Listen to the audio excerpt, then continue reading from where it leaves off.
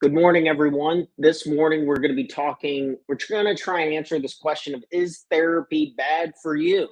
And additionally, some pros and cons to therapy. I'm going to speak from my personal experience and then also just go over some points. Shout out to the Joe Rogan episode, the experience with Abigail on there for episode 2109. She came on there and she had a really interesting perspective on therapy, on people in different situations, and in doing deep evaluations to see the things that you really need to unlock happiness, be productive, and create happier and healthier children. A lot of emphasis on children in that episode. So shout out to that. That was a big influence on this episode. So cheers to that. Enjoy the episode. It's going to be a banger, folks.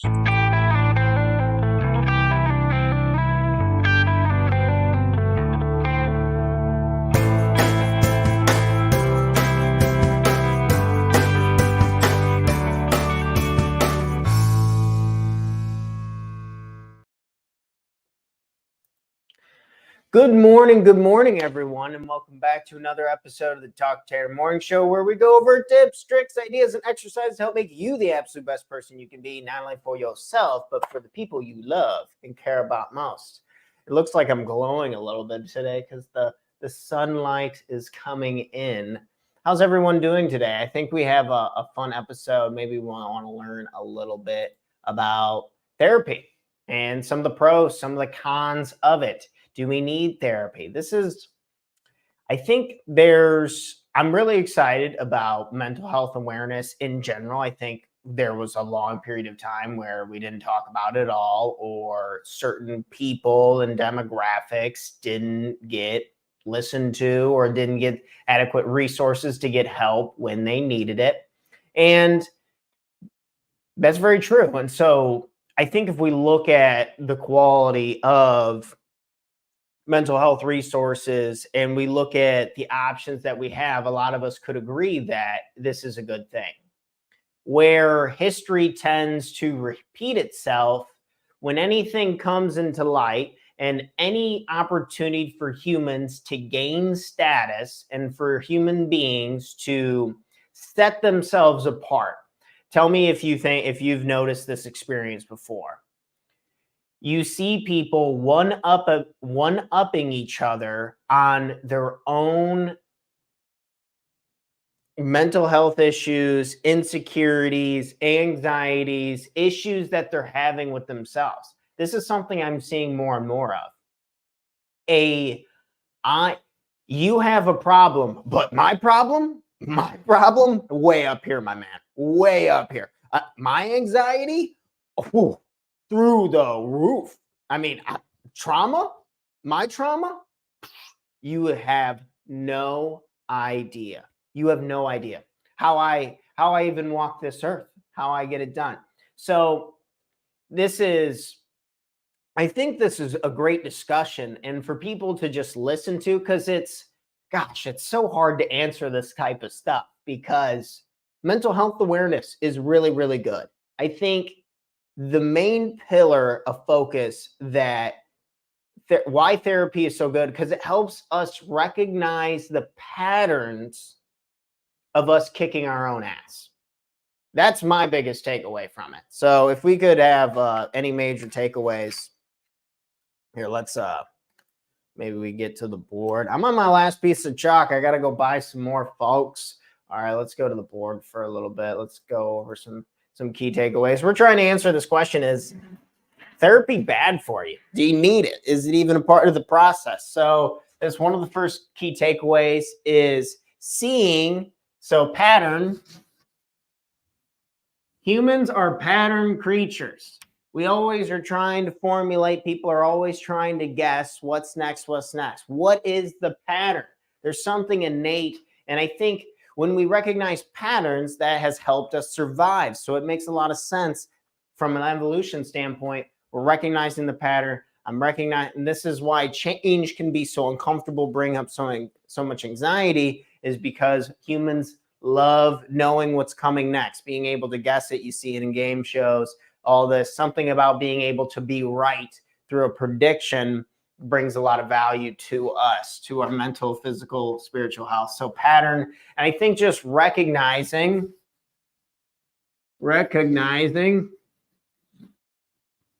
when I am kicking my ass. Good morning, everyone. We're starting off with the morning. So what is the point of therapy in my experience? So therapy and coaching. So I've done quite a bit of therapy and coaching myself. And there's been some pros and there's been some cons. And I think it's worth talking about. So coaching and therapy, a lot of people rip them apart. Therapists, they're like life coaching, like they're not qualified, they're not doing this. And then in the coaching space, they're like, these people are just fancy test takers. It's all about just like working and recognizing with the patient. Gosh, for me, they did like the same thing. Again, just speaking from personal experience, I'm sure there's therapists and life coaches that tear it apart, whatever. But my personal experience, a lot of it just came back down to me recognizing the pattern of when I was kicking my own ass. Getting out of this can come in overthinking. I like to call it catastrophizing. I've done it. I do it so little now, and it's something that has brought me so much joy in my day-to-day life. I can't even so there would be a problem. For example, my client reaches out to me and they say, hey, I have to reschedule and do this. And I'm like, oh, they want to cancel. The product's not good enough. Clearly, am I even in the right career? Like, am I doing the wrong thing? And so there was one tiny little thing, and then I just turned it into like just this massive explosion. I call that catastrophizing. That is something that I've done a lot. And that is me kicking my own ass. And coaching and therapy really helped me recognize that I was doing that. I was making the situations worse than they needed to be. So recognizing this pattern. So we're going down this path. Draw a little arrow here. So we're going down the path of discovery, self-discovery.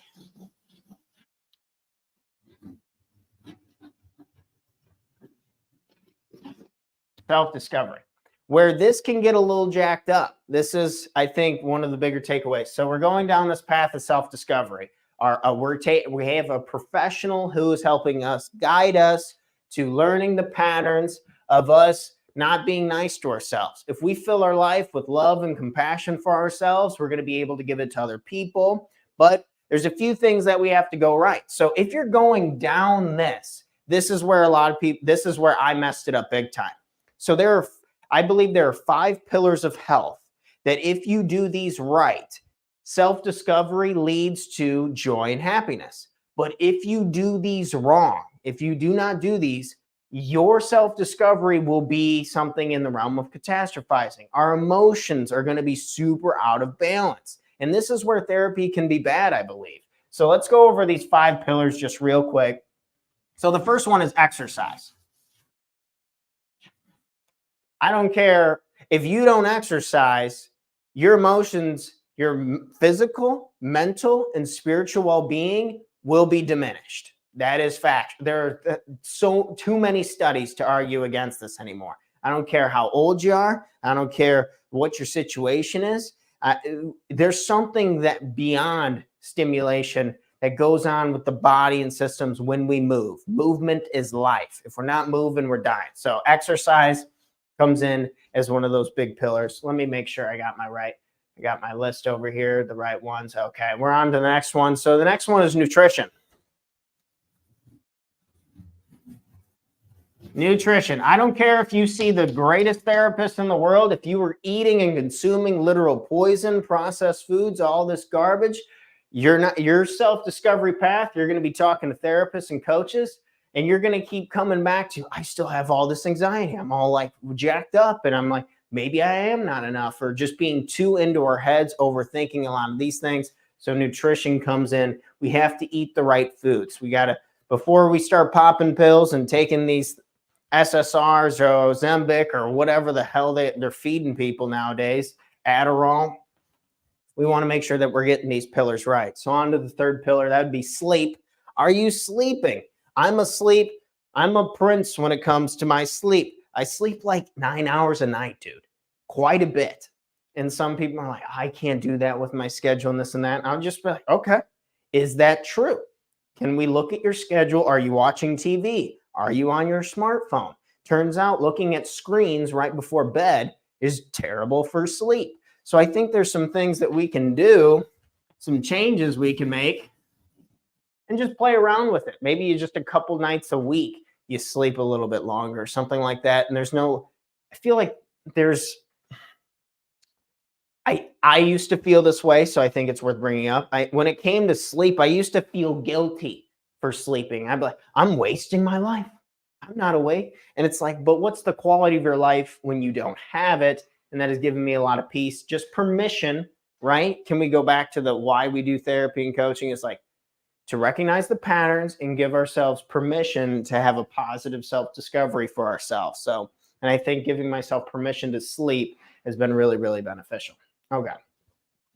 The next pillar is emotional health. You can see how these really tie into it. So your emotional health, how your inner dialogue, this would include your emotional well-being. And then the last one we have is breathing. These are 5 pillars I believe everyone needs to construct and have a foundation for. You can think of this as the foundation. What happens when houses are built on sand? Okay, foundation. That's what you can think of these pillars as. So before we even do therapy, before we dive into this, I believe that we need to make sure that we just are touching these up and we get some ground going on these, because we probably don't even need therapy. We probably don't even, maybe you don't even need coaching. So trying exercise, nutrition, sleep, emotional, just touching in with your emotions, raising awareness to them, and just breathing. You might need a coach or a therapist in the beginning to recognize the patterns of what we're doing right, what we're doing wrong, how do we make a difference and a change moving forward. But we might not need to, this is unfortunate, but at the end of the day, these are businesses. And if you keep coming up and working with people who have real disability, like schizophrenia or bipolar disorder, or some of these really extreme cases, these are super hard for therapists, for coaches, for people to work with and to break. Think of the effort that is behind that, the intensity, being attacked in a session. So versus you can work with someone who's like, I got a little bit of some health trauma, or I have a little bit of, my dad didn't go to my basketball games, or stuff like that. The people want to work with them because it's not super intense. It's pretty easy and casual. And then they can just keep you on payroll and keep you paying and paying and paying. So I'm bringing this up, even though I'm a coach and I work with people. I think there's a time and place for it. But I also believe that at the end of the day, you can't live my life. I can't live your life. And we need to, at some point, we need to break free, and independence feels good. Being strong and being independent. So making sure that we do these before we just rely on this. Because no matter what therapist you go through, they can't exercise for you. They can't spoon feed you good, nutritious food. They're not going to sleep for you. They're not going to just be able to feel your emotions. Sometimes pain's a good thing. Pain's not always bad. It's a signaling system so we can make some changes. Again, breathing. I get this a lot. People tell me, man, I'm all riled up. I got anxiety and stuff like that as they're scrolling on their smartphones and they haven't even taken one deep breath today. Just 1 minute. These are the push-ups of the mind, meditation, breathing. These are what make us emotionally, physically, and spiritually strong. So understanding there are patterns. We keep coming back to this word pattern because humans are pattern recognizing creatures. So we just want to raise awareness, raising the awareness of what the hell is going on, raising the awareness this morning of recognizing when I am kicking my own ass. When am I kicking my own ass? Are you doing it when you're working on your business? Are you doing it when you're looking at your body in the mirror? Are you doing it after you just hung up the phone after a tough call with somebody? When do you kick your own ass? And then I think it makes the self-discovery a lot more positive when we have these 5 pillars in line. So if I do not exercise, if I do not eat good foods, if I do not sleep, if I do not check in with my emotional health, if I do not, and you can do this with emotional side of things, just feeling your emotions, letting them pass by like clouds. I believe the instance, okay, this is a little bit of a side rant, but I think it's important. Emotional health, like your emotions and your thoughts, to me, feel like clouds in the sky. Like they come and they go. And we can't, we can move to Arizona where there's more sunshine. We can have a say in our environment, and that does help. But at the end of the day, we can't control the weather.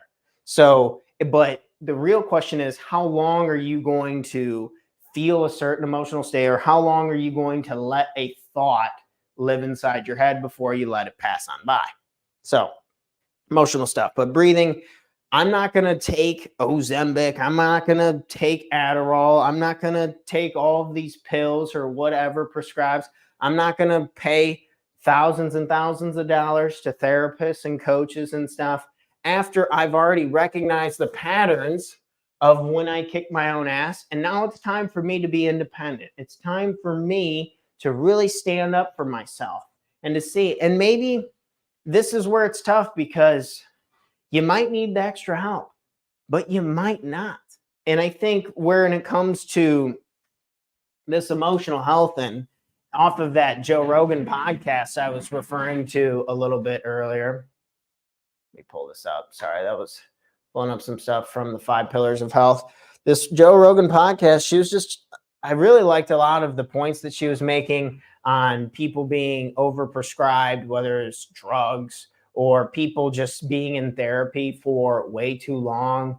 And what they really needed was just connection with their family.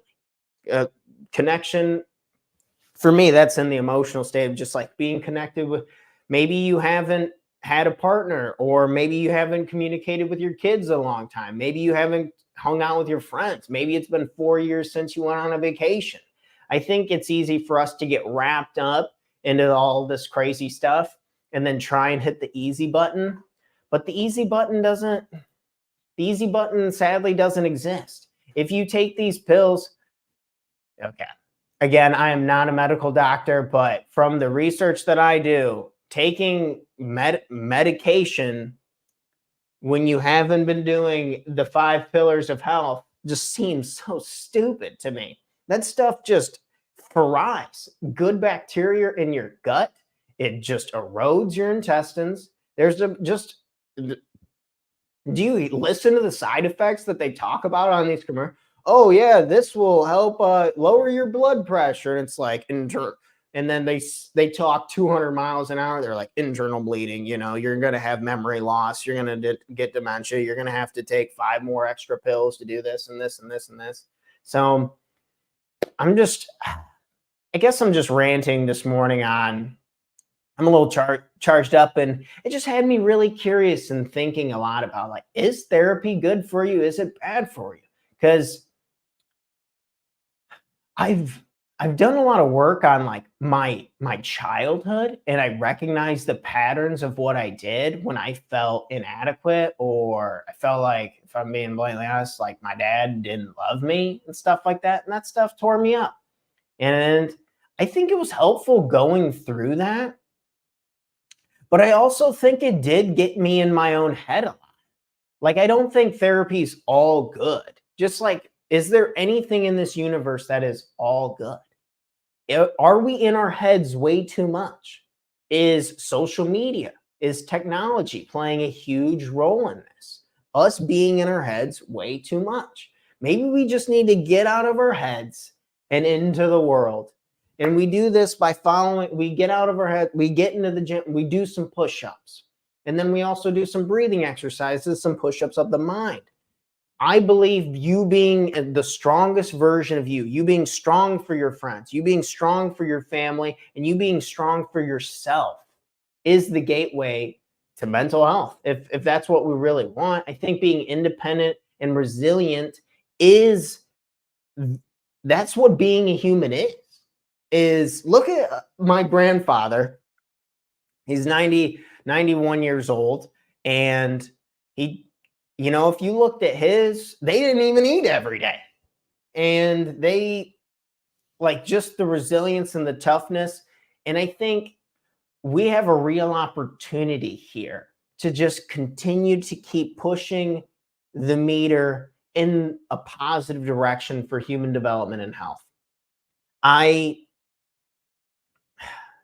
It's crazy to me that the quality of life has done nothing but go up, but we're all scared and we're all timid. Like kids, I'm very grateful. I got to walk to school, and in that Joe Rogan episode, she talks about how it's so important for kids being able to navigate the world on their own. And when they don't have that independence, they tend to stay home and play video games and don't like want to talk, and they're just like on their phones 24/7. So it's we have the technology to go places. You can fly all over the world. You can learn anything you want anytime, and those are good things. But some of the backlash of just the anxiety wave and just being in our heads way too much. Like 99% of people, myself included, I don't have mental health issues. I'm a human being. I have opportunities to improve myself. I have patterns that I can recognize, I can break them, and I can restructure them that are more in line with my values and with my purpose. I truly believe that. And could I have been able to do this without therapy, without coaching? It's hard for me to say. I think therapy, sometimes we can overdo it. Like one of these people I was working with, they like kept trying to pull me back into like a really harsh negative state. And that's the question. Do I need to keep feeling this over and over again? Or do I need to just figure out what it is I want and go take action on that? How much time should I dedicate to being in my own head? An hour? 20 minutes? 5 hours a day? Like, how much time am I supposed to do that? And how much time am I supposed to be out in the world and doing the things that I need to be doing? It's just wild to me. One of the cons of my job is I'm sitting in front of screens a lot. And I just got a pair of these Roca glasses. They'll be coming in the next day. Hopefully they help, because I just want to protect my eyes. I don't have any issues with my eyes, but if I'm going to be doing this for a long time, I got some of these glasses that I'm excited about. Either way, I believe that being too into technology, too into the screens, too into the online world gives me anxiety, a little bit of tightness in my chest right here.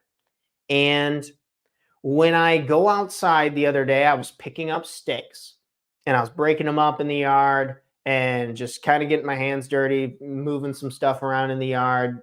And then I had a fire and I was burning. And it was just so peaceful. It was so natural to me. Like it feels right to be out in the world. I think from an evolution standpoint, a lot of this stuff is so new and so fast. We're just not really meant to have so much stimulus all the time. So taking breaks, following the 5 pillars of health, recognizing the patterns of when we kick our own ass. I think just a few of these things could really help us become strong, independent people, not only for ourselves, but for the people we love and care about most. And that's what it's all about. Hopefully this was helpful. I don't know. Maybe you want to just check into the 5 pillars. How can I improve these? Maybe you do need to talk to a therapist or a coach. If you can always reach out to me and I can help direct you with with somebody, or maybe we can have a session and I can help you in some way. But I mean, if I'm not doing these if I'm not building a strong foundation, I'm not, gosh, in the past, I just wouldn't do these things. And then my mind would be spinning and I'm like, what's wrong with me? What's wrong with me? It's like, dude, you're not doing the basics, the fundamentals. You got to shoot the free throws. You got to practice the layups before you got to walk before you can sprint. So coming back to the basics, maybe that's our answer. Maybe we just need to take a break, go for a walk outside, maybe call a loved one and just get out of our heads and into the world. Beautiful stuff. All right, folks. Well, we tried to answer the question, is therapy bad for you? Is it sending you down a rabbit hole that we don't need to be going down? Do we need to just be living life and getting healthier? I don't know.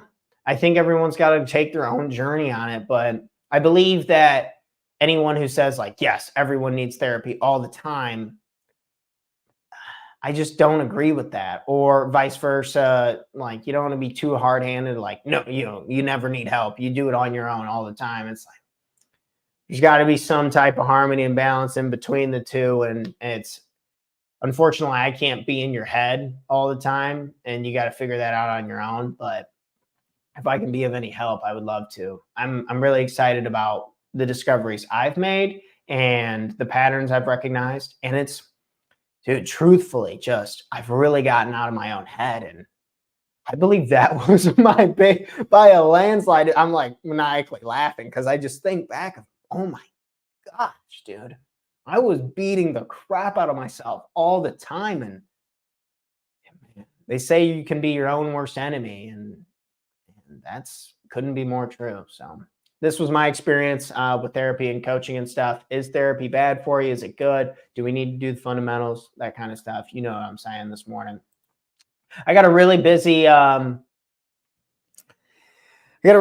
day. Got a couple coaching sessions here coming up, a couple potential sales meetings. So business is rolling in the right direction. Been really exciting. Been really doing well. So I got to hop off of here. But you guys have an incredible day. I love you all. Have a awesome Thursday. In case you needed to hear it, I love you. You're badass. You got this. Let's do little bit of self-discovery, a whole lot of fundamental basic action, right? All right. Cheers to that, folks. I'm bouncing. You guys have a good one. I'll be live here bright and early tomorrow morning with another episode of the Talk to Your Morning Show, where we're going to go over another one of my coaching exercises I designed. It's going to be fun. But cheers, friends. I'm out of here. You guys have a great day. Peace out.